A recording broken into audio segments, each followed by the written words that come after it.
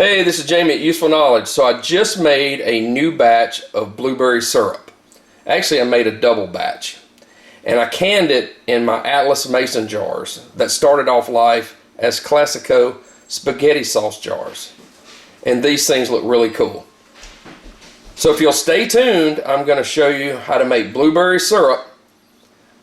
And this is an update from our video from 8 years ago. I am going to wash and sort through 2.5 quarts, which is 10 cups of blueberries. Alright, and I picked these from our bushes out back, and they are loaded this year. So you want to go through and get the undesirables out, and that could be any blueberry that's maybe, you know, a little bit too ripe or underripe, and then you'll be ready to move forward here. Okay, to make this blueberry syrup, and I am making a double recipe. This is 2.5 quarts or 10 cups of whole blueberries, and these are washed. I've got 8 cups of sugar, and I know that sounds like a lot, but we are making syrup. And I've got 4 cups of water. And I've got my Atlas Mason jar. Now these start life as a Classico spaghetti jar, but they make great syrup jars, just absolutely great syrup jars, and that's what I use for my blueberry syrup. Now this recipe is going to make about 4 to 5 of these jars, okay? And you're going to also need a pot, and this is a 6-quart pot, canning funnel, and this is what I use to get my hot lids out of the warm water. And then you'll need a ladle, and also have that little pot there. That's what's going to warm up my lids. Okay, I just put 5 lids in my water. I'm going to turn that on to the lowest setting you've got. That's what you need to put that on. You don't want that boiling, just warming up.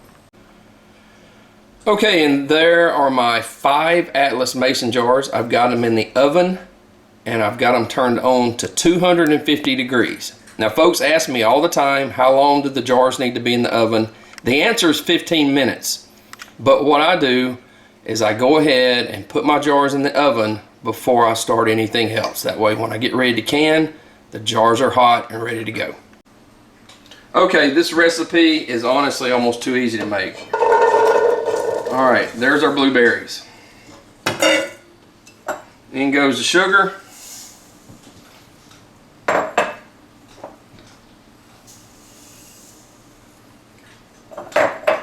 In goes the water.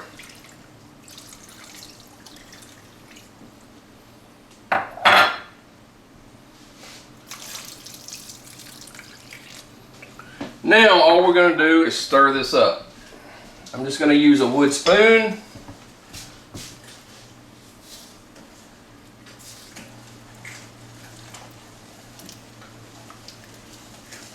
And stir that up. Alright. Got everything stirred in, the water and the sugar stirred in. We're going to turn this on a high. We're going to bring it up to a boil. Alright, and then after we get it up to a boil, we're going to simmer it. Alright, I've got my sugar and my water all mixed in with the blueberries, and we're just going to wait as that comes up to temperature. Alright, we're really close to the boiling point, and you can see a lot of these blueberries are starting to pop. Okay, we're at the boiling point, so I'm going to turn this down. Alright, turn it down to medium, and then we're going to let it simmer, and we're going to check it at about 10 minutes, and you can stir it. You don't have to stir it constantly, but maybe every minute or two you can stir it. And just watch it and make sure it doesn't get out, because this is a double recipe. As you can tell, I don't have a lot of room extra there. So I'm just going to every now and then stir it. Okay, this is boiling, and I've just turned it down to medium. And I may actually go to a medium low just to make sure this doesn't get out of hand. And we just want it to simmer slowly for at least 10 minutes, and then we'll check it. Okay, this has been simmering for 10 minutes. I'm going to stir it up. And now what I'm going to do is I'm going to get a saucer, and we're going to see where we're at as far as the consistency of this syrup.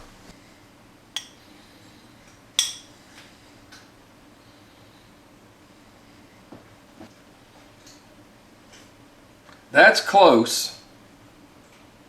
We're going to let it go for about another 5 minutes because it's getting close, but it needs to thicken up just a little bit more. Okay, we've been simmering for 15 minutes. We'll stir this up. We're going to check it.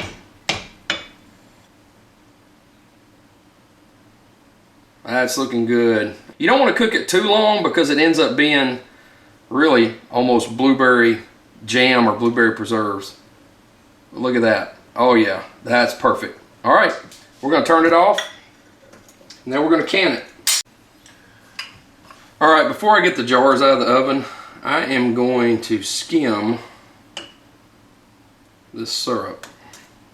It does have some foam, not a lot, but go ahead and get that out. If you've got foam like that, go ahead and get that out. Because 6 months from now, when you're opening up that jar, if you got some foam in it, you'll swear it's some type of mold, which it's not. It's usually just foam that people didn't get out of any of their jellies, but it does freak them out. Some of that foam will basically just go away when you turn it off, but some won't, so I like to get it out. Okay, I just took my jars out of the oven. My jars are at 250 degrees. Now, I use the open kettle canning method. If you want to use the water bath, go right ahead. I use the open kettle because that's what I was taught when I was little. All right, we're going to use our canning funnel. We're going to scoot this over close. And we're going to start loading these jars up. Now, here's what I like to do. And this might look a little weird, but I like to get my blueberries completely mixed up in there when I start putting them in there, because you want some blueberries in with your syrup. And if all the blueberries go in the first jar, then your last jar doesn't have any blueberries. So be conscious of that.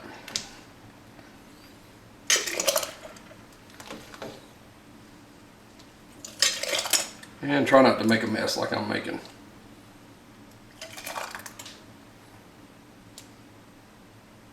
All right. I'll bring that up to the bottom of my canning funnel. We're going to move to the next one. And if you're doing the open kettle, like what I do, you want to work quickly. I want to have all this in the jars in about 5 minutes. Because you want to get the hot product into the hot jars quickly. Okay, well, that recipe made exactly 5 of the 24-ounce mason jars. So you can calculate that out. If you want to use a smaller size mason jar, feel free to do that. All right, so here's what I'm going to do. There's still a little bit of skim left in here, and I just don't like that in there. So if you got some of that, get it out. You still got a little time. We just loaded these up, so everything is still super hot. Okay, what we're going to do now is we're just going to go around the rims of the jar to make sure there's nothing stuck. You see a little bit of syrup got on there. So make sure those are clean so you can get a good seal. All right, now, next, we're going to put the lids on. And I'm just going to dry the lids, all right? I'm going to place them on.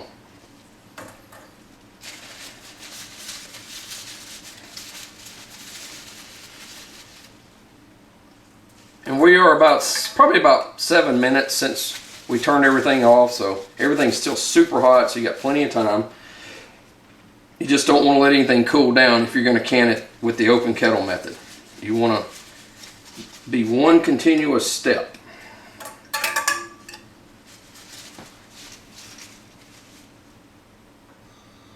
All right, got the lids on, now we're going to put the bands on. And we're just going to turn them over.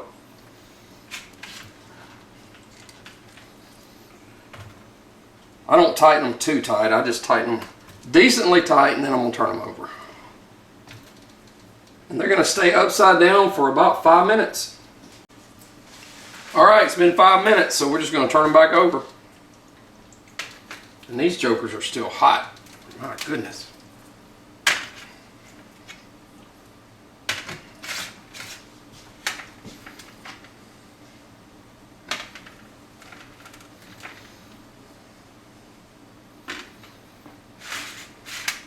All right. We're going to let them cool down, and they will ping. Probably, being a bigger jar like this, it may take them about an hour to cool down and ping. So we'll wait, see how they do. Okay, it's the next morning, and our blueberry syrup are all perfectly sealed. Yep. How I check it, you can see the little indentation there. You push down on it, it doesn't go anywhere. It's sealed. If it pushes down and pops back up, it's not sealed. But if you do the open kettle correctly, it's going to seal every time. Look how cool they look. Okay, we hope you gained some useful knowledge on an updated video on how to make blueberry syrup. Thanks for watching.